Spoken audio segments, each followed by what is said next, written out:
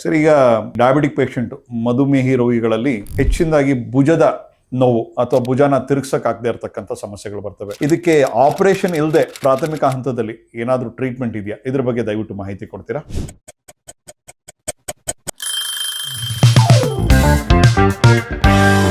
Welcome to 30 Seconds of Health with ClearMedi Healthcare. Frozen shoulder ಅಥವಾ adhesive ಕ್ಯಾಪ್ಸುಲೈಟಿಸ್ ಸಾಮಾನ್ಯವಾಗಿ sugar patients ಅಲ್ಲಿ ನೋಡ್ತೀವಿ ನಾವು. ಇದು ಯೂಶಲಿ ಭುಜದ ನೋವು ಮತ್ತೆ ಭುಜದ ಗಟ್ಟಿತನ ಅಂತ ಬರ್ತಾರೆ ಪೇಷಂಟ್ಸ್. ಸೊ ಅವರಲ್ಲಿ ನಾವು ಹೈಡ್ರೋ ಡಿಸ್ಟೆನ್ಷನ್ ಮತ್ತೆ ಮ್ಯಾನಿಪುಲೇಷನ್ ಅಂತ ಒಂದು ಪ್ರೊಸೀಜರ್ ಮಾಡ್ತೀವಿ. ಪ್ರಾಥಮಿಕ ಹಂತದಲ್ಲಿ ಈ ಪ್ರೊಸೀಜರ್ ಮಾಡಿದ್ರೆ ಆಪರೇಷನ್ ಅವಶ್ಯಕತೆ ಇರುವುದಿಲ್ಲ. ಸೊ ಈ ಪ್ರೊಸೀಜರ್ ಅಲ್ಲಿ ಸಣ್ಣ ಇಂಜೆಕ್ಷನ್ ಮುಖಾಂತರ ಶೋಲ್ಡರ್ ಜಾಯಿಂಟ್ ಒಳಗಡೆ ನಾವು ಮೆಡಿಸಿನ್ ಕೊಟ್ಬಿಟ್ಟು ಎಕ್ಸರ್ಸೈಸ್ ಮಾಡಿಸ್ತೀವಿ.